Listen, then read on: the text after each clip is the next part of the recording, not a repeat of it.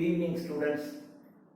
இன்னைக்கு நாம பார்க்க போறது அறிவியலினுடைய முதல் பாடம் இயக்க விதிகள். இயக்க விதிகள் இதுல முதல்ல எடுத்த உடனே நாம் தெரிந்து கொள்ள வேண்டியது விசையை பற்றி. இந்த விசை இதனுடைய பயன் 5. இதனுடைய பயன்பாடுகள் 5 பயன்கள் இருக்கிறது. ஒன்று, ஒரு பொருள் நிலையாக இருந்தால் அந்த நிலையை மாற்றுகின்ற வேலை அல்லது அந்த நிலையை மாற்ற முயற்சிக்கின்ற வேலை. இப்போ ஒரு பெரிய கல் இருக்கு, நாம் அதை தள்ள முயற்சிக்கிறோம், கல் நகரல, ஆனாலும் நாம ஒரு விசை கொடுத்து தள்ளிட்டு தான் இருக்கோம். அப்ப நாம என்ன பண்றோம்னா, அந்த பொருள் நிலையாக இருக்கின்ற அந்த பெரிய பாறையை, அதனுடைய நிலையை, இந்த இடத்துல இருக்கக்கூடிய பாறையை கொஞ்சம் நகர்த்த நாம முயற்சிக்கிறோம். அப்போ நிலையான பொருளை மாற்ற முயற்சிக்கின்ற ஒண்ணு. ரெண்டாவது, கொஞ்சம் பாறை கொஞ்சம் சின்னதா இருக்குன்னு நம்ம வேகமா தள்ளா கொஞ்சம் நவுந்துடும். அப்போ நிலையான பொருளை அதனுடைய இடத்துல இருந்து மாற்றுகின்ற வேலையை செய்யும். கொஞ்சம் பெரிய பொருளா இருந்து விசை பத்தல அப்படின்னா மாற்ற முயற்சிக்கிறோம். இன்னும் மாறல, ஆனா மாற்ற முயற்சிக்கிறோம். அப்போ நிலையான பொருளை மாற்றுகின்ற அல்லது மாற்ற முயற்சிக்கின்ற 2. மூணாவது, ஒரு பொருள் இயங்கிட்டு இருக்கு, மெதுவா நவுந்துகிட்டு இருக்கு. ஒரு பஸ் நவுந்துகிட்டு மெதுவா நவுறுது, அல்லது ஒரு பஸ் நின்று கொண்டிருக்கிறது, அதை நம்ம தள்ளுறோம், நவுறுது. இன்னும் 2 பேரும் சேர்ந்து தள்ள என்ன ஆகும், வேகமா நவரும். அப்போ இயங்குகின்ற பொருளை விரைவாக இயக்குகிற வேலை. அல்லது ஒரு பஸ்ஸை 4 பேர் இந்த பக்கம் தள்ளிக்கிட்டு இருக்காங்க, இந்த பக்கம் 4 பேர் தள்ளா என்ன ஆகும், அந்த கொண்டிருக்கின்ற பொருள் நிலையான இடத்துக்கு வந்துடும். அது அங்கேயும் நவராது, இங்கேயும் நவராது. அப்போ இயங்கிக் கொண்டிருக்கின்ற பொருளின் வேகத்தை அதிகரிக்கிறது அல்லது அதனுடைய வேகத்தை குறைத்தல் அல்லது நிலையான இடத்துக்கு கொண்டு வந்து நிறுத்துறது. 4. 5வது, எல்லாம் இப்படி தள்ளிட்டு இருக்காங்க, கொஞ்சம் பேர் இந்த சைடுல இருந்து தள்ளா என்ன ஆகும், அந்த பொருளின் திசை மாறும். அல்லது நம்ம மேல இருந்து ஒரு காகிதம் போடுறோம், காற்று இப்படி அடிச்ச உடனே இப்படி வந்து விழுந்து கொண்டிருக்கின்ற காகிதத்தின் திசை என்ன ஆகுது, மாறுது. அப்போ இயங்கிக் கொண்டிருக்கின்ற பொருளின் திசையை மாற்றுவது. இந்த 5 பயன்கள் விசைக்கு உண்டு. இப்போ நீங்க கரெக்டா பாருங்க. 1, நிலையாக இருக்கின்ற பொருளின் நிலையை மாற்றுகின்ற அல்லது மாற்ற முயற்சிக்கின்ற, இயங்குகின்ற பொருளின் இயக்க நிலையை அதிகரிக்கின்ற அல்லது அதன் இயக்க நிலையை குறைக்கின்ற, அல்லது இயங்குகின்ற பொருளின் திசையை மாற்றுகின்ற வேலையை விசை செய்கிறது. விசை அப்படின்னா ஃபோர்ஸ். இந்த ஃபோர்ஸ் 5 விதமான வேலையை செய்யும். ஒன்று, ஒரு பொருள் நிலையா இருந்தா அதை, அந்த நிலையாக இருக்கின்ற பொருளை வேறு ஒரு இடத்துக்கு நகற்றும் அல்லது அந்த இடத்தை மாற்றும் அல்லது இடத்தை மாற்ற முயற்சிக்கும். இயங்கிக் கொண்டிருக்கின்ற பொருளின் வேகத்தை அதிகரிக்கும் அல்லது எதிர் திசையிலிருந்து ஒரு விசை வந்துச்சுன்னா அதனுடைய வேகத்தை குறைக்கும் அல்லது அதனுடைய திசையை மாற்றும். இந்த 5 வேலைகளை செய்வது இயக்கம். இந்த இயக்கத்தை பற்றி படிக்கிற ஒன்றுக்கு பேரு இயந்திரவியல். இங்கிலீஷ்ல மெக்கானிக்ஸ்னு சொல்றோம், இயந்திரவியல். இயந்திரவியல் என்றால் என்ன? ஒரு விசையானது ஒரு பொருளின் மீது ஒரு விசை செயல்பட்டு என்ன விளைவை ஏற்படுத்துகிறதோ. இப்போ இங்க ஒரு பொருள் இருக்கு, நாம இங்க இருந்து பிடிச்சு தள்ளுறோம். இந்த பொருள் இந்த இடத்துல இருக்கு, ஒரு ஸ்டூல் இருக்கு, நாம இப்படி பிடிச்சு தள்ளுறோம். அப்ப என்ன ஆகுது, பொருள் நகருது. அல்லது நாம தள்ளிட்டு இருக்கும்போது அந்த பக்கம் இருந்து ஒரு ஆள் அதை விட வேகமா தள்ளுறாரு, அப்ப பொருள் இந்த பக்கம் நகருது. அல்லது நாமளும் தள்ளுறோம், அங்கிருந்து தள்ளுறோம், 2 பேரும் சமமாக தள்ளுறதுனால அந்த பொருள் இங்கேயும் போல அங்கேயும் போல அங்கேயே நிற்கிது. இன்னொரு ஆள் அந்த பக்கம் இருந்து தள்ளுறாரு, அப்போ நாம இப்படி தள்ளிக்கிட்டு இருக்கோம், ஒரு ஆள் அங்க இருந்து தள்ளும் போது இதனுடைய திசை மாறுது. அப்போ ஒரு பொருள் ஒரு பொருளின் மீது ஒரு விசை ஏற்படுத்துகின்ற விளைவுகளை பற்றி படிக்கின்ற ஒரு அறிவியலுக்கு இயக்கவியல்னு பேரு. சிம்பிள். இயக்கவியல் என்றால் என்ன? விசையானது ஒரு பொருளின் மீது செயல்படுத்தி ஏற்படுத்தும் விளைவுகளை பற்றி படிக்கக்கூடிய ஒன்று இயந்திரவியல் என்று பெயர். இந்த இயந்திரவியலை ரெண்டு விதமா பிரிக்கலாம். ஒன்று நிலையியல், இன்னொன்று இயங்கியல். நிலையியல், இன்னொன்று இயங்கியல். நிலை அப்படின்னா ஒரே இடத்துல நிலையா நிக்கிறது, நிலையா இருக்கிறது, அங்கே இருக்கிறது. நிலையாக இருக்கின்ற ஓய்வு நிலையில் இருக்கின்ற ஒரு பொருளின் மீது ஒரு விசை செயல்பட்டு என்ன விளைவுகளை ஏற்படுத்துகிறதோ அதை பற்றி படிக்கிறதுக்கு பேரு நிலையியல்னு பேரு. பொதுவா இயந்திரவியல் அப்படின்னா ஒரு பொருளின் மீது, நிலையியல்னா நிலையாக இருக்கிற பொருள் மீது,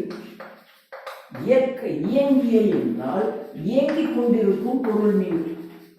இது மூணு மட்டும்தான் மாறும். ஒரு பொருளின் மீது, ஏதோ ஒரு பொருளின் மீது விசை செயல்பட்டு அதனால் ஏற்படும் விளைவுகளை பற்றி படிப்பது இயந்திரவியல். நிலையாக இருக்கின்ற ஒரு பொருளின் மீது விசை செயல்படுத்தப்பட்டு ஏற்படும் விளைவுகளை பற்றி படிப்பது நிலையியல். இயங்கிக் கொண்டிருக்கும் ஒரு பொருள், அதன் மீது ஒரு விசை செயல்பட்டு அதனால் ஏற்படும் விளைவுகளை பற்றி படிப்பதற்கு பேரு இயங்கியல் அப்படின்னு பேர். ஒரு பொருளின் மீது விசை செயல்பட்டு ஏற்படும் விளைவு, நிலையான பொருளின் மீது ஒரு விசை செயல்பட்டு ஏற்படும் விளைவு, இயங்கிக் கொண்டிருக்கும் பொருள் மீது ஒரு விசை செயல்பட்டு ஏற்படும் விளைவு இயங்கியல். இது மூணும் தெரிஞ்சுக்கணும். இப்போ இந்த இயங்கியலை மறுபடியும் ரெண்டா பிரிப்பாங்க. ஒன்று இயக்கவியல், இன்னொன்னு இயக்க விசையியல். இயக்கவியல், இயக்க விசையியல் அப்படின்னு ரெண்டு. இப்போ இயங்கியல்னா என்னன்னு தெரியும். இயங்கிக் கொண்டிருக்கின்ற பொருளின் மீது ஒரு விசை செயல்பட்டு அதனால் ஏற்படும் விளைவுகளை பற்றி படிப்பது. இயக்கவியல் அப்படின்னா இயங்கிக் கொண்டிருக்கும் பொருள், அதன் மீது ஒரு விசை செயல்பட்டு அதனால் ஏற்படும் இயக்கத்தை பற்றி மட்டும், இதை பற்றி மொத்தமா படிக்கணும். ஒரு பொருள் இயங்கிட்டு இருக்கு, அதன் மீது ஒரு விசை செயல்படுது, அந்த விசை செயல்பட்டதுனால அந்த இயக்கத்துல ஏற்படும் மாறுபாடு இருக்கா இல்லையா, அந்த இயக்கத்தின் மாறுபாட்டை மட்டும் படிப்பது இயக்கவியல். அந்த இயக்கத்தின் மாறுபாடு நாம செலுத்துற விசை, இந்த ரெண்டையும் பற்றி படிக்கிறது இயக்க விசையியல். அதுவே இருக்கு. இயக்கவியல்னா இயக்கத்தை பற்றி மட்டும், இயக்க விசையியல்னா இயக்கத்தை பற்றியும் விசையை பற்றி ரெண்டையும் சேர்த்து. இயங்கிக் கொண்டிருக்கும் ஒரு பொருள் மீது ஒரு விசை செயல்படும் பொழுது அதன் இயக்கத்தில் ஏற்படும் மாற்றங்களை பற்றி மட்டும் படிப்பது இயக்கவியல். அந்த இயங்கிக் கொண்டிருக்கும் பொருளின் மீது ஒரு விசை செயல்பட்டு அந்த இயக்கத்தில் ஏற்படும் மாறுபாடு, அந்த விசை, நாம் அதன் மீது செயல்படுத்தின விசை, இந்த இரண்டை பற்றியும் படிப்பது இயக்க விசையியல் என்று நாம் சொல்றோம். சோ இது இப்போ நாம பார்த்திருக்கிறது விசையின் பயன்கள் 5. என்னென்ன? நிலையாக நிற்கின்ற பொருளை மாற்றுவது, நிலையாக இருக்கின்ற பொருளை மாற்ற முயற்சிப்பது, இயங்கிக் கொண்டிருக்கும் பொருளின் இயக்கத்தை அதிகரிப்பது, இயங்கிக் கொண்டிருக்கும் பொருளின் இயக்கத்தை குறைப்பது, இயங்கிக் கொண்டிருக்கும் பொருளின் திசையை மாற்றுவது. இது 5 விசையின் பயன்கள். இயந்திரவியல்னா என்ன? ஒரு பொருளின் மீது விசை செயல்பட்டு ஏற்படும் மாற்றத்தை காண்பது, அதை பற்றி படிப்பது எந்திரவியல். எந்திரவியலை ரெண்டா பிரிக்கிறோம். நிலையியல்னா என்ன, இயங்கியல்னா என்ன? நிலையாக இருக்கும் பொருளின் மீது விசை செயல்பட்டு அதனால் ஏற்படும் மாற்றங்களை படிப்பது நிலையியல். இயங்கிக் கொண்டிருக்கும் பொருள் மீது ஒரு விசை செயல்பட்டு அதனால் ஏற்படும் மாற்றத்தை படிப்பது இயங்கியல். இயங்கியலை ரெண்டா பிரிக்கிறோம். ஒன்று இயக்கவியல், இயக்க விசையியல். இயங்கிக் கொண்டிருக்கும் பொருள் மீது ஒரு விசை செயல்பட்டு ஏற்படும் இயக்க மாற்றத்தை, அந்த இயக்கத்தை மட்டும் படிப்பது இயக்கவியல். அந்த இயக்கத்தையும் அதன் மீது செலுத்தப்படுகின்ற விசை இரண்டையும் சேர்த்து படிப்பது இயக்க விசையியல். அடுத்தது அரிஸ்டாட்டில் என்கின்ற ஒரு கிரேக்க அறிஞர்.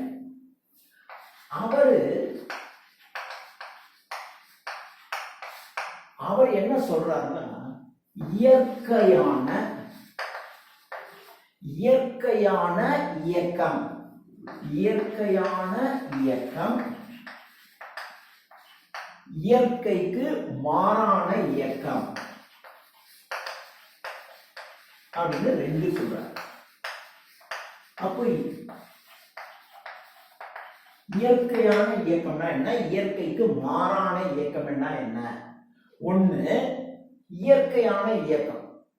இயற்கையாக ஒரு பொருள் இயற்கையாக இயங்கிக் கொண்டிருக்கும் ஒரு பொருளானது, ஒரு பொருள் இயங்கிட்டே இருக்கு, இயற்கையில இயங்கிட்டே இருக்கு. அது ஏதாவது ஒரு காலத்தில் அது ஓய்வு நிலையை சென்று அடையும். அதுவா, நீங்க ஒன்றும் செய்யலாம். இப்போ ஒரு உதாரணத்திற்கு இதயம் இயங்கிக்கிட்டே இருக்கு, இயங்குது இயங்குது இயங்குது, ஒரு கட்டத்துல அது இயக்கத்தை நிறுத்திடுது. ஸோ இயற்கையாக இயங்கிக் கொண்டிருக்கும் ஒரு பொருளானது அது இயக்கத்தை நிறுத்தி ஓய்வு நிலையை அடைவது இயற்கையான இயக்கம். இது ஓய்வடைவதற்கு வேற எந்த விசையும் நம்ம ஒன்றும் செய்யல, அதுவா நின்றுடும். ஒரு பொருள் இயங்கிக்கிட்டே இருக்கு, அதான் ஓடி ஒரு கட்டத்தில் நிற்கும். ஒரு தண்ணி இருந்த இடத்துல ஊத்துறோம், அப்படியே போயிட்டே இருக்கு, ஒரு இடம் வந்த உடனே அப்படி நின்றுடுது. அப்போ இயற்கையாக இயங்கிக் கொண்டிருக்கும் ஒரு பொருளின் இயக்கமானது அதுவா நின்றுடும், ஓய்வு நிலையை அடையும். அதற்கு இயற்கையான இயக்கம்னு பேரு. இதை விசை சார்பு அற்ற, விசை சார்பற்ற இயக்கம்னு சொல்லுவாங்க. ஏன்னா இதுல நீங்க ஒன்றும் விசை ஒன்றும் செலுத்தல, இயற்கையில அந்த பொருள் இயங்கிட்டு இருக்கு, அதுவா ஓய்வு நிலையை சென்று அடையுது. இது விசை சார்பற்ற இயக்கம் அல்லது இயற்கையான இயக்கம்னு பேரு. இன்னொன்னு இயற்கைக்கு மாறான இயக்கம். ஒரு பொருள் இயங்கிக்கிட்டே இருக்கு, ஆனா வேறு ஒரு பொருளின் விசையினால் அந்த பொருள் ஓய்வு நிலையை சென்று அடைந்தால் அதற்கு இயற்கைக்கு மாறான இயக்கம் அல்லது விசை சார்பு இயக்கம் அப்படின்னு. இயற்கையாக ஒரு பொருள் இயங்கிக்கிட்டு இருக்கும் போது அதுவா ஒரு இடத்துக்கு போய் நின்றுடுச்சு அப்படின்னா இயற்கையான இயக்கம். அதுல வேற ஒரு விசை செயல்படல, அதனால அதற்கு விசை சார்பற்ற இயக்கம்னு பேரு. இன்னொன்னு இயற்கைக்கு மாறான இயக்கம். இயற்கையா ஒரு பொருள் இயங்கிட்டு இருக்கு, அதை வேறு ஒரு விசை அதன் மீது செயல்பட்டு ஓய்வு நிலைக்கு கொண்டு வந்தது, நிலையா நிக்க வச்சிருது அப்படின்னா அந்த இயக்கத்திற்கு இயற்கைக்கு மாறான இயக்கம் அல்லது விசை சார்பு இயக்கம் என்று பெயர். இது அரிஸ்டாட்டில் சொன்னது. இதே மாதிரி கலீலியோ என்கின்ற அறிவியல் அறிஞர். இந்த கலீலியோ என்கின்ற அறிவியல் என்ன சொல்றாருன்னா, இயற்கையில் இருக்கக்கூடிய புவிசார், இயற்கையில புவிசார் இயக்கத்தில் இருக்கின்ற, இயற்கையில உள்ள புவிசார் இயக்கம். இப்போ ஒரு உதாரணத்துக்கு பூமி சுத்திக்கிட்டே இருக்கு, இது புவிசார் இயக்கம். இது சீராக இயங்கிட்டே இருக்கும். இயற்கையில் உள்ள புவிசார் பொருட்கள் அனைத்தும் ஓய்வு நிலையிலேயோ அல்லது சீராக இயக்கிக் கொண்டிருக்கின்ற நிலையிலேயோ அது இருக்கும். சில பொருள் இயற்கையில இயற்கையில் இருக்கக்கூடிய பொருள் அந்த இடத்திலேயே இருக்கும். ஒரு பெரிய பாறை, மலை, பல பல பல 100 ஆண்டுகள் அங்கதான் இருக்கு. இயற்கையாக இருக்கின்ற பொருள் அந்த இடத்திலேயே ஓய்வு நிலையிலேயோ அல்லது இப்ப பூமி பார்த்தீங்கன்னா சுத்திக்கிட்டே இருக்கு, சந்திரன் சுத்திக்கிட்டே இருக்கு, ஒரே மாதிரி சுத்தி கொண்டிருக்கிறது, இயங்கிக் கொண்டிருக்கிறது. இயற்கையில் இருக்கின்ற புவிசார் பொருட்கள் அனைத்தும் ஓய்வு நிலையிலோ அல்லது சீரான இயக்க நிலையிலோ சீரா இயங்கிட்டு இருக்கும். இயற்கையில் உள்ள பொருட்கள் ஒரு பெரிய மலை அங்கேயே இருக்கும், ஓய்வு நிலையிலேயே இருக்கும். பூமி, சந்திரன் மாதிரி பூமியில் உள்ள புவிசார் பொருட்கள் ஓய்வு நிலையிலேயோ அல்லது சீரான இயக்க நிலையிலேயோ தொடர்ந்து இருந்து கொண்டே இருக்கும் அப்படின்னு கலீலியோ சொல்றாரு. இது ஃபர்ஸ்ட் பாயிண்ட். இரண்டாவது, ஒரு பொருளின் மீது வேறு ஒரு விசை செயல்பட்டுச்சுன்னா அதனுடைய நிலை மாறும் என்று சொல்றார். புறவிசை செயல்பட்டால் தான் அது வரைக்கும் சீரான இயக்கத்தில் இருக்கின்ற பொருள் இயங்கிக் கொண்டே இருக்கும். ஒரு பொருள் இங்க இயங்கிட்டே இருக்கு, போயிட்டே இருக்கு, இது இப்படியே போகுது. வேறு ஒரு விசை இங்க இருந்து ஒரு விசை செயல்பட்டுச்சுன்னா என்ன ஆகும்? இப்படி போற பொருள் இப்படி டர்ன் ஆகிடுது. அப்போ ஒரு பொருள் சீராக இயங்கிக் கொண்டிருக்கின்ற பொருள் அப்படித்தான் இருக்கும். ஆனா புற விசை செயல்பட்டால் அதனுடைய தன்மை, வேகம் மாறும், திசை மாறும். அப்போ புற விசை செயல்படாத வரைக்கும், இப்படி ஒரு விசை செயல்படாத வரைக்கும் சீரான இயக்கத்தில் இருக்கின்ற பொருள் அதே மாதிரி இயங்கிக்கிட்டே இருக்கும், சீரான இயக்கத்திலேயே இருக்கும். புறவிசை செயல்பட்டால் மாறும். அப்போ புறவிசை செயல்படாத வரையிலும் சீரான இயக்கத்தில் இருக்கும் பொருள் எப்பொழுதும் சீராக இயங்கிக் கொண்டே இருக்கும் இப்படின்னு சொல்றாரு.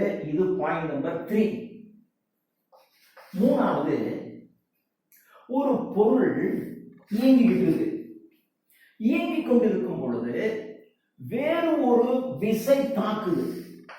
அப்போ ஒரு விசை தாக்கும் போது அந்த பொருள் அதனுடைய நிலை, ஒண்ணு இயங்கிக்கிட்டு இருக்கிற பொருள்னு வச்சுங்க, ஒரு இயங்கிக்கு அல்லது ஒரு இப்படி ஒரு பாறை நிக்குது, இதுல நீங்க ஒரு விசையை செயல்படுத்துறீங்க.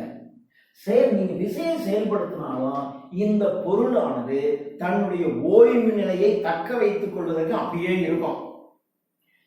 அந்த விசையை விட அதிகமான விசையை செயல்பட்டீங்கன்னா இது நகர்ந்துடும்.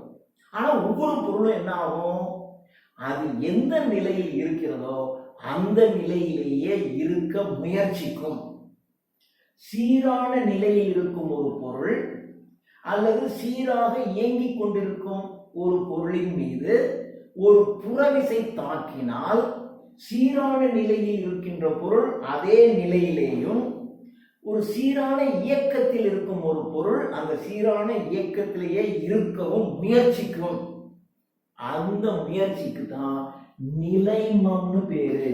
இதற்கு நிலைமம். ஒரே ஒரு இடத்துல நிலையாக இருக்கிற பொருள், அந்த நிலையாக இருக்கிற பொருளின் மீது ஒரு விசையை தாக்குறீங்க. அப்போ அது என்ன பண்ணும்னா அது தன்னுடைய நிலை மாற்றத்தை, இங்க இருந்து இங்க நகருகின்ற தன்னுடைய நிலையை மாற்றுவதை இந்த பொருள், இந்த விசை இந்த பொருளின் நிலையை மாற்ற முயற்சிக்குது. ஆனா இந்த பொருள் என்ன பண்ணும்னா தன்னை மாற்ற விடாம அந்த இடத்துலயே நிற்கும். இந்த அந்த இடத்துலயே நிக்கிறது தான் நிலைமம்னு பேரு. விசை தாக்கும் பொழுது நிலையான மாற்றத்தை தவிர்க்க முயலும் அந்த தன்மைக்கு நிலைமம்னு பேரு. அப்ப நிலைமம் என்றால் என்ன? நிலையான பொருளின் மீது ஒரு விசை தாக்கும் பொழுது அந்த பொருள் நிலையாக இருக்கும் தன்மையிலேயே நீடிக்க முயற்சிக்கும். அதற்கு நிலைமம் என்று பெயர். இது ஒண்ணு. நாலாவதா இவர் சொல்றது, கலீலியோ இயக்கத்தை பற்றி என்ன சொல்றாரு அப்படின்னா 4 பாயிண்ட் சொல்றாரு. 4வது பாயிண்ட் என்ன சொல்றாருன்னா, வெற்றிடத்துல காற்று இருக்கக்கூடாது, எதுவும் இருக்கக்கூடாது. ஒரு வெற்றிடத்தில் மேல இருந்து ரெண்டு பொருளை போடுறோம். ஒரு பொருள் கொஞ்சம் வெயிட் குறைச்ச, இன்னொரு பொருள் கொஞ்சம் வெயிட் அதிகம். ரெண்டு பொருளையும் ஒரு வெற்றிடத்தில் மேலிருந்து கீழே போடும்போது எடை அதிகமான பொருள் வேகமாக கீழே வந்துடும் அப்படின்னு சொல்றாரு. இது நமக்கே தெரியும். ஒரு மேல இருந்து ஒரு பேப்பரை போடுறீங்க, ஒரு கல்லை போடுறீங்க, எது கீழே முன்னாடி வரும்? கல்லு கீழே வந்துடும். பேப்பர் இப்படியே ஆடி ஆடி மேலே கீழே வர கொஞ்சம் கூட நேரம் ஆகுது. வெயிட் கூட இருந்தா சீக்கிரம் கீழே வருது. ஒரு பாயிண்ட். இவர் என்ன கண்டிஷன் சொல்றாரு? வெற்றிடத்தில், ஒரு வெற்றிடத்தில் இரண்டு பொருட்களை ஒரே இடத்திலிருந்து மேலிருந்து போட்டால் எடை அதிகமான பொருள் முதலில் கீழே வந்து சேரும். இதை சொன்னவர் கலீலியோ. சோ கலீலியோ இப்ப 4 விஷயம் சொல்லியிருக்கார். இது கலீலியோ சொன்னது. அரிஸ்டாட்டில் சொன்னது 2 விஷயம், கலீலியோ சொன்னது 4 விஷயம். இப்ப நாம என்னென்ன பார்த்திருக்கோம்? விசையின் பயன்கள் 5ன்னு பார்த்திருக்கோம். எந்திரவியல்னா என்னன்னு பார்த்திருக்கோம். இயக்கவியல்னா என்னன்னு பார்த்திருக்கோம்.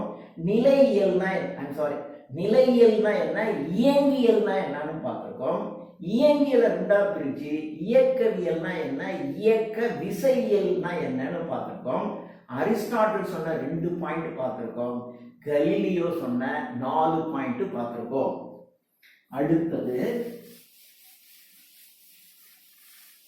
அடுத்து நம்ம பார்க்க போறது நிலைமம்னா என்ன. ஏற்கனவே கலீலியோ சொல்லிட்டார். நிலைமம்னா என்ன? புறவிசை செயல்படாத வரையில் ஓய்வு நிலையில் இருக்கின்ற பொருளோ அல்லது சீராக இயங்கிக் கொண்டிருக்கின்ற பொருளோ, ஓய்வு நிலையில இருக்கிற பொருளின் மீது ஒரு புறவிசை செயல்பட்டால் இந்த பொருள் அந்த இடத்தை விட்டு நகராம அங்கேயே இருக்க முயற்சிக்கும். அதுக்கு நிலைமம்னு பேரு. இயங்கிக் கொண்டிருக்கின்ற பொருளின் மீது ஒரு விசை செயல்பட்டால், ஒரு விசை இந்த பக்கமோ அல்லது இந்த பக்கமோ ஏதோ ஒரு பக்கம் செயல்படும் போது அது தன்னுடைய இயக்கத்தை மாற்றாமல் வைத்துக் கொள்வதற்கு முயற்சிக்கும். அது சில சமயங்கள்ல இயக்கத்தை மாற்றாது, ஆனா திசையின் சமயத்துல மாறிடலாம். அப்போ இயங்கிக் கொண்டிருக்கின்ற பொருளின் மீது ஒரு புறவிசை தாக்கப்படும் போது அது தன்னுடைய இயக்கத்தையோ திசையையோ மாற்றாமல் இருப்பதற்கு முயற்சிக்கின்ற தன்மைக்கு நிலைமம்னு பேரு. ஓய்வில் உள்ள பொருளின் மீதோ அல்லது ஓய்வின் மீது உள்ள பொருளின் மீது ஒரு புறவிசை செயல்படும் பொழுது அது ஓய்வு தன்மையிலேயே நீடித்து இருக்க முயற்சிக்கின்ற தன்மை ஒண்ணு. ஒரு இயக்கத்தில் இருக்கின்ற பொருளின் மீது புறவிசை தாக்கப்படும் பொழுது அது இயக்கத்தை மாற்றாமல் இருக்கின்ற தன்மை, அல்லது அதன் திசையை மாறவிடாமல், இப்போதான் அப்படிதான் போகும். ஒரு விசை செயல்படும் போது திசையை மாற்றாம இருக்கிறதுக்கு தொடர்ந்து முயற்சிச்சுட்டே இருக்கான். அந்த தன்மைக்கு தான் என்ன பேரு? நிலைமம் என்று பெயர். இது நிலைமம் என்றால் என்ன அப்படின்னு ஒரு டெஃபினேஷன் கேட்டா எழுத தெரியும். அடுத்தது இந்த நிலைமத்தின் வகைகள். மொத்த நிலைமத்தில் எத்தனை வகை இருக்கு? 3 இருக்கு. இப்ப நம்ம சொன்னதுதான் ஓய்வியல் நிலைமம். ஓய்வியல் நிலைமம் அப்படின்னா என்ன? ஒரு ஓய்வில் இருக்கின்ற பொருளானது ஒரு புறவிசை செயல்படும் பொழுது அது தன்னுடைய ஓய்வின் தன்மையை எதிர்க்கின்ற பண்பினை கொண்டிருக்கும். அதுக்குதான் தன்னுடைய, இப்ப இதுக்கு நீங்க எப்படி வச்சுக்கலாம், ஓய்வியல் நிலைமை என்பது நிலை மாற்றத்தை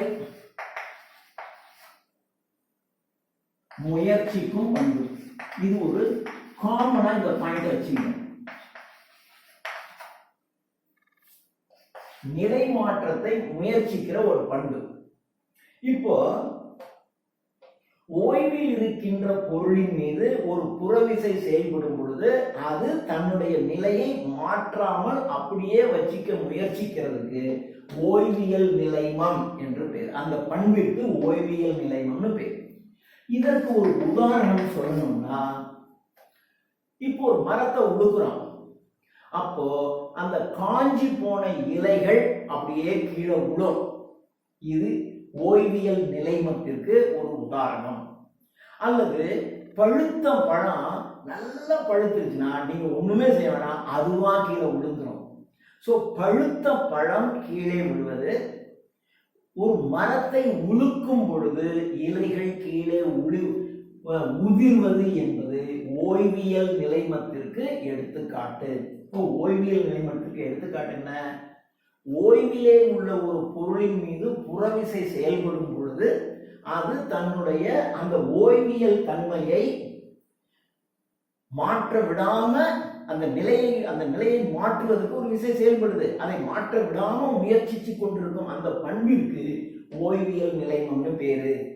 இன்னொன்னு ரெண்டாவது இயக்கவியல் நிலைமம். இயக்கவியல் நிலைமம் இயக்கவியல் நிலைமம்னா என்ன?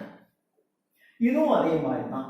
இயங்கிக் கொண்டிருக்கின்ற ஒரு பொருளின் மீது புறவிசை தாக்கும் போது அது தன்னுடைய இயங்கிக் கொண்டிருக்கின்ற தன்மையை, அந்த மாற்றத்தை, அதை மாற்ற விடாமல் அதை அப்படியே வச்சுக்க முயற்சிக்கும். அந்த பண்பிற்கு இயக்கவியல் நிலைமம்னு பேரு. இதற்கு ஒரு உதாரணம்னா லாங் ஜம்ப்.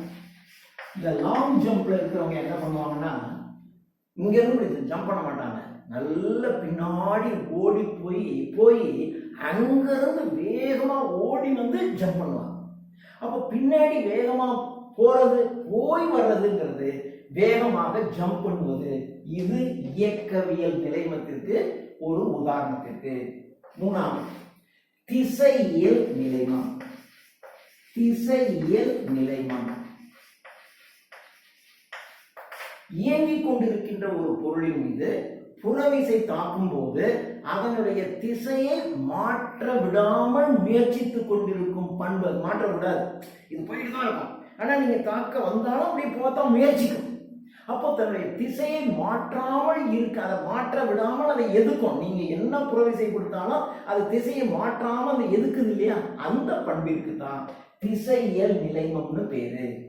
இதற்கு ஒரு உதாரணம், ஒரு பஸ் வேகமா போய் ஒரு டர்ன் பண்ணுதுன்னு வச்சுங்க, ஒரு திருப்பத்தில் திரும்பும் போது என்ன பண்ணுவோம், டக்குன்னு நாம இப்படி சாய்வோம். அந்த சாய்வது என்பது திசையியல். அதனுடைய திசை நேரம் அப்படி போயிட்டு இருக்கு, அப்படி டக்குன்னு டர்ன் பண்ணும்போது திசை மாறும் போது நாம சாயிரோம். அது இதற்கு ஒரு எடுத்துக்காட்டு. சோ இது நாம தெரிஞ்சுக்கணும். அடுத்தது நேர்கோட்டு உந்தம் என்றால் என்ன? நேர்கோட்டு உந்தம், லீனியர் மொமெண்டம் இங்கிலீஷ்ல சொல்றோம், தமிழ்ல நேர்கோட்டு உந்தம். இதை ரோ, அதாவது இப்படி கொஞ்சம் அப்படி கோணலா போடணும். பி அப்படி நேரா போடாம இதை அப்படி வளைச்சி பி போட்டீங்கன்னா இதுக்கு பேரு ரோ, ரோன்னு பேர். இதற்கு rho is equal to m into v. இதை ஞாபகம் வச்சுக்கிட்டீங்கன்னா இது என்னன்னு நம்ம சொல்லிடலாம். ஒரு நேர்கோட்டில் இயங்கிக் கொண்டிருக்கும் பொருளின் மீது ஒரு விசை செயல்படும் பொழுது ஏற்படுகின்ற அந்த விளைவு இருக்கா இல்லையா, அதுதான் உந்தம்னு பேர். நேர்கோட்டில் இயங்கிக் கொண்டிருக்கும் பொருளின் மீது ஏற்படுகின்ற அதன் மீது செயல்படுகின்ற ஒரு விசை இருக்கு இல்லையா, அந்த விசையினால் ஏற்படும் விளைவுக்கு நேர்கோட்டு உந்தம்னு பேரு. ஒரு நேர்கோட்டில் இயங்கிக் கொண்டிருக்கும் பொருளின் மீது ஒரு விசை செயல்பட்டு என்ன விளைவை ஏற்படுத்துது. இப்ப இப்படி போகுது, நீங்க இப்படி இன்னும் கொஞ்சம் பிடிச்சி தந்தீங்கன்னா என்ன ஆகும், வேகமா போகும். இந்த பக்கம் இருந்து செயல்படுத்துறீங்க, இங்க இருந்து ஒரு விசை செயல்பட்டா என்ன ஆகும், இதனுடைய வேகம் குறையும். இங்க இருந்து ஒரு விசை செயல்பட்டா என்ன ஆகும், இதனுடைய டைரக்ஷன் மாறும். அப்போ நேர்கோட்டுல ஒரு பொருள் இயங்கிக் கொண்டிருக்கும் போது அதன் மீது செயல்படுகின்ற விசையானது இந்த பொருளின் மீது ஏதோ ஒரு தாக்கத்தை ஏற்படுத்துது.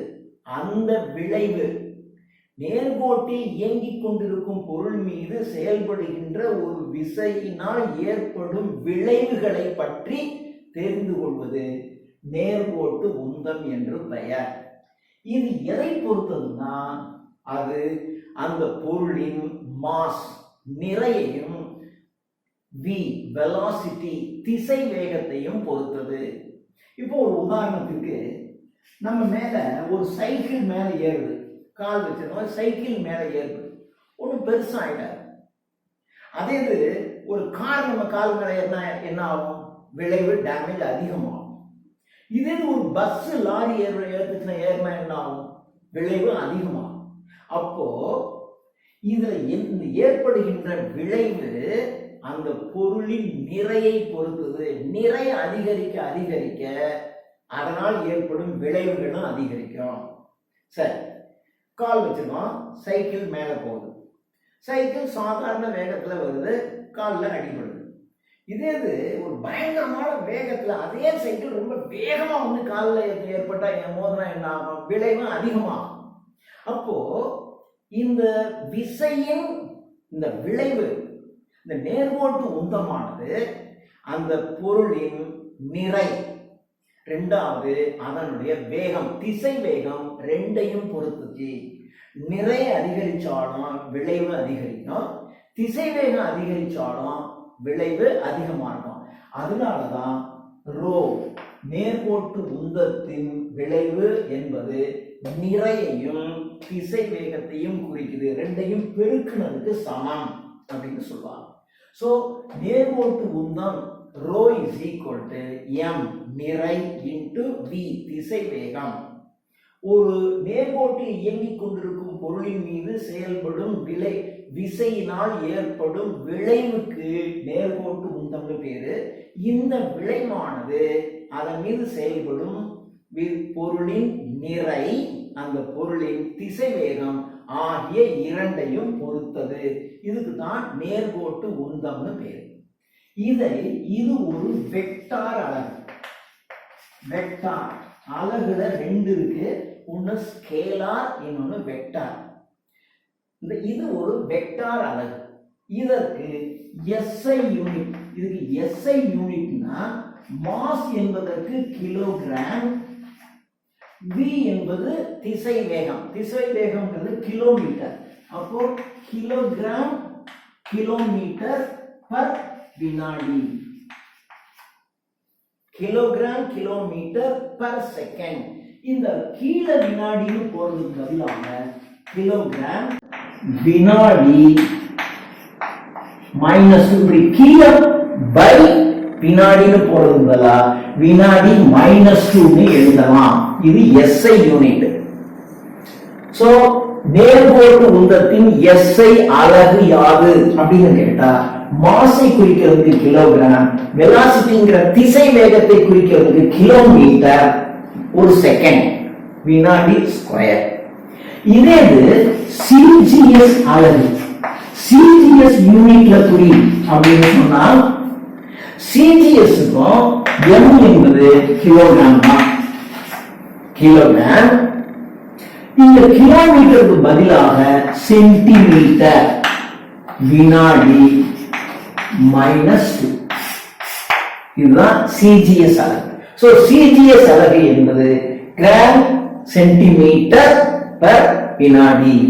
இது அடுத்தது நியூட்டனின் முதல் விதி. நியூட்டனின் முதல் விதி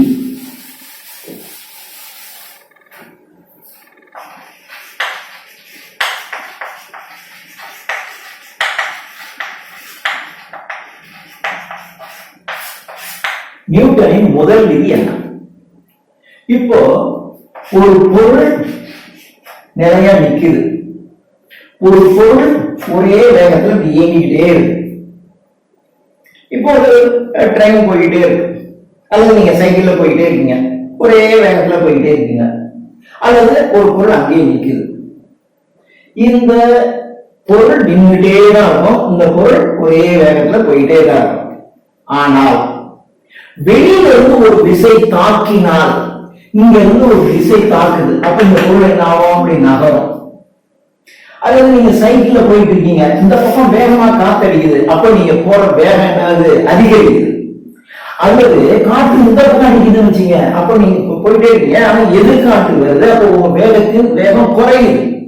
அப்போ சீரான ஒரு நிலையில் ஒரே நிலையில் இருக்கும் பொருளின் மீதோ சீரான இயக்கத்தில் இருக்கும் ஒரு பொருளின் மீதோ புற விசை செயல்படாத வரைக்கும் வேற ஒரு விசை வரலன்னா இது இங்கேயே தான் இருக்கும், இது அப்படி போயிட்டே தான் இருக்கும். வேற ஒரு விசை வந்துருச்சுன்னா இதனுடைய நிலையிலையும் மாற்றம் ஏற்படும், இதனுடைய நிலையிலையும் மாற்றம் ஏற்படும். சோ மாற்றம் ஏற்படும். ஆனா ஒரு விசை இல்லைன்னா மாற்றம் ஏற்படாது. அந்த மாற்றம் ஏற்படாதுன்னு சொல்றதுதான் முதல் விதி. சோ நியூட்டனின் முதல் விதி, ஓய்வு நிலையில் உள்ள ஒரு பொருளின் மீதோ சீரான இயக்கத்தில் உள்ள ஒரு பொருளின் மீதோ புற விசை செயல்படாத வரைக்கும் இவை அதே நிலையிலேயே தொடர்ந்து இருக்கும். இது நியூட்டனின் முதல் விதி. இப்போ நியூட்டன் விசைனா என்ன அப்படின்னு சொல்ற, விசைனா என்ன அப்படின்னு சொல்ற. இதேதான் ஒண்ணு ஏற்கனவே நம்ம விசையின் பண்புகள்னு சொன்னோமா இல்லையா, அத அப்படியே திருப்பி இங்க சொல்ற. இது நியூட்டன் சொல்ற, ஓய்விலே இருக்கின்ற பொருள் அதிலேயே தான் இருக்கும். இப்போ ஓய்வில் இருக்கின்ற பொருளின் இந்த நிலையை மாற்றுகின்ற இதை இங்கிருந்து நகர்த்தணும். அல்லது நகர்த்தலைனாலும் அப்ப நான் ஒரு பீரோவை பிடிச்சி தள்ளுறேன், பீரோ ஹெவி வெயிட் நான் தள்ளுறேன், ஆனா பீரோ நவரல, நகரலைனாலும் நான் ஒரு விசை கொடுத்துட்டு தான் இருக்கேன். அப்போ அந்த நிலையாக இருக்கின்ற பொருளின் நிலையை ஒண்ணு எனக்கு முடிஞ்சிச்சுன்னா நான் கொடுக்குற விசை கூட வளர்ந்து அந்த பீரோ அந்த இடத்துல நவந்துடும், கொஞ்சம் நவரும். அப்போ ஓய்வில் இருக்கின்ற பொருளை நகற்றுகின்ற அல்லது பீரோ ஹெவியா இருக்கு, நான் என்ன விசை கொடுத்தாலும் நகரல, நகரலைனாலும் நான் கொடுக்குற விசை இல்லைன்னு சொல்ல முடியாதுல்ல, நான் ஒரு விசை கொடுத்துட்டு தான் இருக்கேன். அப்போ ஓய்வில் இருக்கின்ற பொருளை நகர்த்துகின்ற அல்லது நகர்த்த முயற்சிக்கின்ற ஒண்ணு, நகர்த்துகின்றனோ ஓய்வு நிலையில் இருக்கின்ற பொருளை நகர்த்துகின்ற அல்லது நகர்த்த முயற்சிக்கின்ற. 2 பாயிண்ட் முதல்ல சொன்ன, ஃபர்ஸ்ட்ல சொன்னா அப்படியே திரும்பி அந்த 5 பாயிண்டும். ரெண்டாவது, சீரான இயக்கத்தில் இயங்கிக் கொண்டிருக்கிற பொருளின் மீது ஒரு பொருள் போகுது, நீங்க இன்னொரு விசையை கொடுத்தீங்கன்னா வேகம் அதிகரிக்கும், இங்க இருந்து ஒரு விசையை கொடுத்தீங்கன்னா இதனுடைய விசை குறையும். அப்போ சீரான இயக்கத்தில் இருக்கின்ற பொருளின் மீது ஒரு விசையை செயல்படுத்தும் போது அதனுடைய இயக்கத்தன்மை அதிகரிக்கும் அல்லது குறையும். 4, அல்லது இது ஒரு விசையை கொடுத்தீங்கன்னா இதனுடைய திசை மாறும், இந்த திசை மாறும். இப்படி ஓய்வில் உள்ள பொருளின் நிலையான தன்மையை மாற்றுகின்ற அல்லது மாற்ற முயற்சிக்கின்ற, இயங்கிக் கொண்டிருக்கும் ஒரு பொருளை அதனுடைய இயக்கத்தை அதிகரிக்கின்ற அல்லது இயக்கத்தை குறைக்கின்ற அல்லது அந்த இயக்கத்தின் திசையை மாற்றுகின்ற தன்மை உடைய ஒண்ணுக்கு பேரு விசை. அதான் விசை. எந்த ஒரு பொருளானது இந்த நிலையான பொருளை மாற்றுது அல்லது மாற்ற முயற்சிக்குது, இயங்கிக் கொண்டிருக்கின்ற பொருளின் இயக்கத்தை அதிகரிக்குது அல்லது அதனுடைய இயக்கத்தை குறைக்குது அல்லது அதன் திசையை மாற்றுது, இந்த 5 தன்மைகளையும் கொண்ட ஒன்றுக்கு பேரு விசைன்னு பேரு. இதான் விசைனா என்ன, விசை என்றால் என்ன? ஓய்வான பொருளில் இருக்கும் ஒரு பொருளின் நிலையை மாற்றுகின்ற அல்லது மாற்ற முயற்சிக்கின்ற, இயங்கிக் கொண்டிருக்கும் ஒரு பொருளின் இயக்கத்தை அதிகரிக்கின்ற அல்லது இயக்கத்தை குறைக்கின்ற அல்லது இயங்குகின்ற திசையை மாற்றுகின்ற ஒன்றுக்கு பேரு விசை என்று பெயர். இது விசை. இந்த விசையினுடைய வகைகள், எத்தனை வகையான விசை இருக்கு? விசையின் வகைகள், விசையின் வகைகள் ஒன்று ஒத்த இணை விசை. ஒத்த இணை விசை. இப்போ இங்க ஒரு பொருள் இருக்கு, இந்த பொருளை இப்படி ஒரு விசை தள்ளுது, இன்னொரு விசை தள்ளுது, இப்படி ஒரு பொருள். ஆனா ரெண்டும் இணையா இருக்கு, ஒண்ணு இப்படி ஒண்ணு இப்படி ஒண்ணு இப்படி இப்படிலாம் கோணல் இல்லாம இதுக்கு இதுக்கு இதுக்கு இணையாக. ஆனா இதனுடைய அளவு வேற, இதனுடைய அளவு வேற, இதனுடைய அளவு வேற. இப்படி 2 அல்லது அதுக்கு மேற்பட்ட 2 இருக்கலாம், 3 இருக்கலாம், 4 இருக்கலாம், 5 இருக்கலாம், 2 அல்லது அதற்கு மேற்பட்ட சமமான விசையாகவும் இருக்கலாம். இப்படி சமமா இருக்கலாம் அல்லது இந்த மாதிரி சமமற்ற இருக்கலாம். 2 அல்லது அதற்கு மேற்பட்ட சமமான அல்லது சமமற்ற விசைகள் ஒரு பொருளின் மீது செயல்பட்டு ஒரே திசையில், ஒரு பொருளின் மீது ஒரே திசையில் ஒன்றுக்கு ஒன்று இணையாக செயல்பட்டுச்சுன்னா அதற்கு ஒத்த இணை விசைன்னு பேரு. ஒத்த இணை விசைன்னா என்ன? 2 அல்லது அதற்கு மேற்பட்ட சமமான அல்லது சமமற்ற விசைகள் ஒன்றுக்கொன்று இணையாக செயல்பட்டுச்சுன்னா அதற்கு ஒத்த இணை விசைன்னு பேரு. இன்னொன்னு மாறுபட்ட இணை விசை. மாறுபட்ட இணை விசைனா என்ன? இணை விசைனா பாருங்க, இப்படி ஒரு விசை செயல்படுது, இப்படி ஒரு விசை செயல்படுது, இப்படி ஒரு விசை செயல்படுது. 2 அல்லது அதற்கு மேற்பட்ட சமமா இருக்கலாம் இது மாதிரி, அல்லது சமமற்ற இருக்கலாம். சமமான அல்லது சமமற்ற விசைகள் மாறுபட்ட திசைகளில் உள்ள இணையான விசை. இதுவும் எல்லாம் ஒண்ணுதான்.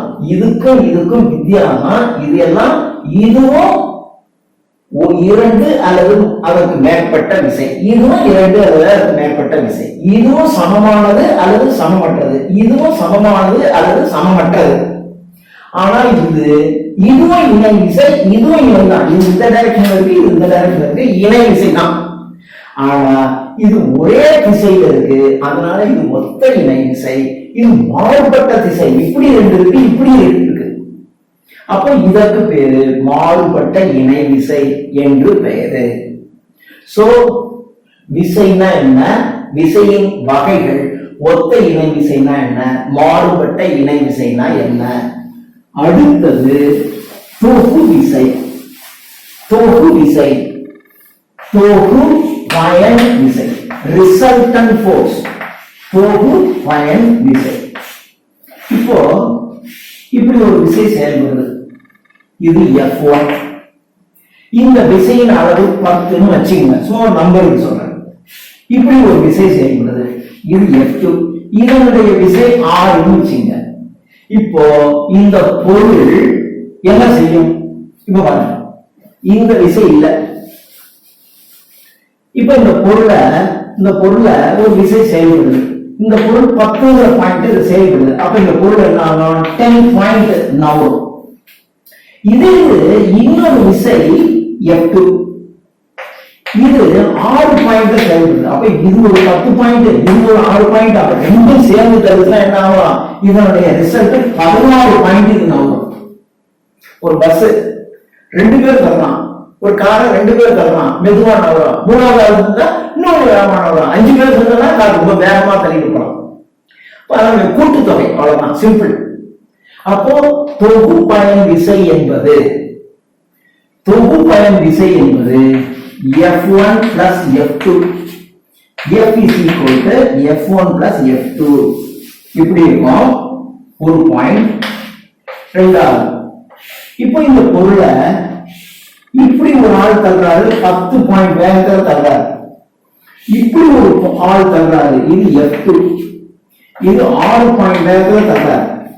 சோ இங்க இருந்து 10 பாயிண்ட் வேகத்தில் தள்ளுறோம், அங்க இருந்து 6 பாயிண்ட் வேகத்தில் தள்ளுறோம். அப்போ இந்த பொருள் என்ன ஆகும்? இந்த பொருள் 10 பாயிண்ட்ல தர்றாங்க, அங்க இருந்து 6 பாயிண்ட்ல தர்றாங்க. அப்ப இந்த பொருளானது இந்த டைரக்ஷன்ல 4 பாயிண்ட் வேகத்துல தானே வரும். சிம்பிள். இங்க இருந்து பவர்ஃபுல்லான 10 பவர் உடைய ஒரு ஆள் தர்றாரு, ஏத்தாப்புல அதே வண்டியை ஒரு 6 பவர் உடைய ஆள் தர்றாரு. அப்போ வண்டி என்ன ஆகும்? இந்த பக்கம் 4 பாயிண்ட் நவரும். இதுதான். அப்போ F is equal to F1 minus F2. இதனுடைய தொகுப்பை மொத்த விசை. அப்போ இந்த பொருளின் மீது செயல்படுகின்ற மொத்த விசை இதன் மீது கூட்டுறதுக்கு சமம். ஆனா இங்க F1 அது F2 கழிச்சா இந்த பொருள் 4 பாயிண்ட் தான் நகருது. அப்போ F1 minus F2. சப்போஸ் இப்படி இருக்குன்னு வச்சுங்க, இது 6 பாயிண்ட்ல போகுது, இது 10 பாயிண்ட், F1 6, F2 10. இங்க இருந்து தள்ளுற ஆளு 10 பாயிண்ட் வேகத்துல தள்ளுறாரு, இங்க இருந்து போற ஆளு 6 பாயிண்ட் வேகத்துல தான் தள்ளுறாரு. அப்போ பொருள் எங்க நகரும்? இந்த பக்கம் நகரும். எவ்வளவு வேகத்துல? 4 வேகத்துல. அப்ப F is equal to F2 minus F1. So இங்க பாத்தீங்கன்னா F1 minus F2, ஆனா இந்த இடத்துல F2 இதுல இருந்து இதை கழிச்சுக்கணும். இப்போ ஒரு பொருள் இங்க இருந்து ஒரு ஆள் 10 பாயிண்ட் தர்றாரு, இங்க இருந்து ஒரு ஆள் 10 பாயிண்ட் தர்றாரு. இது F1, இது F2, ரெண்டும் ஈக்குவல். இங்க இருந்து 10 பாயிண்ட் தர்றாங்க, அந்த இருந்து 10 பாயிண்ட் தர்றாங்க. இப்போ அந்த பொருளின் மீது ஏற்படும் மொத்த விளைவு, மொத்தம் எவ்வளவு பாயிண்ட்? இங்க இருந்து தர்றாங்க, அந்த பொருளை வந்து ரெண்டு பக்கமும் நகராது. அப்போ F is equal to F1 minus F2 is equal to 0. ஒரு பொருளின் மீது சமமான விசைகள் செயல்பட்டால், சமமான விசைகள் எதிரெதிர் திசையில் செயல்பட்டால் அதன் தொகு பயன் 0. ஒரு பொருளின் மீது சமமான விசைகள், இது சமமான சமனற்ற இணையான விசைகள் ஒரே டைரக்ஷன்ல செயல்பட்டால் அதனுடைய தொகு பயன் விசை 2ஐயும் அல்லது 3ஐயும் கூட்டுனதுக்கு சமம். இங்க 2 அல்லது மேற்பட்ட சமமான, இது சமமற்ற, இது 10 இருக்கு, இது 6 இருக்கு, சமமான அல்லது சமனற்ற இணை விசைகள் செயல்படும் பொழுது எதிரெதிர் திசைகளில் செயல்பட்டுச்சுன்னா அதனுடைய தொகு பயன் விசை F1 minus F2 அல்லது F2 minus F1. ஒரு பொருளின் மீது 2 அல்லது அதற்கு மேற்பட்ட சமமான அல்லது சமனற்ற இணை விசைகள் செயல்பட்டு அந்த பொருள் நகராம அதனுடைய தொகு இருந்தால் அதனுடைய தொகு பயன் விசை 0 ஆகும். இதுதான் தொகு பயன் விசை. சோ இது இந்த பாடத்துல நாம பகுதி 1 வச்சுக்குவோம். பகுதி 2, பகுதி 3 இதே இந்த பாடத்தை இன்னும் 2 பகுதிகளாக நாம் பிரித்து வெளியிட போறோம். சோ பகுதி 1 நல்லா படிச்சீங்க, பகுதி 2ஐயும் பகுதி 3ஐயும் நீங்க தொடர்ந்து பாத்தீங்கன்னா இந்த பாடத்தை நாம் தரவா படிச்சுக்கலாம். 100க்கு 100 என்பது நம்முடைய இலக்கு. தேங்க்யூ.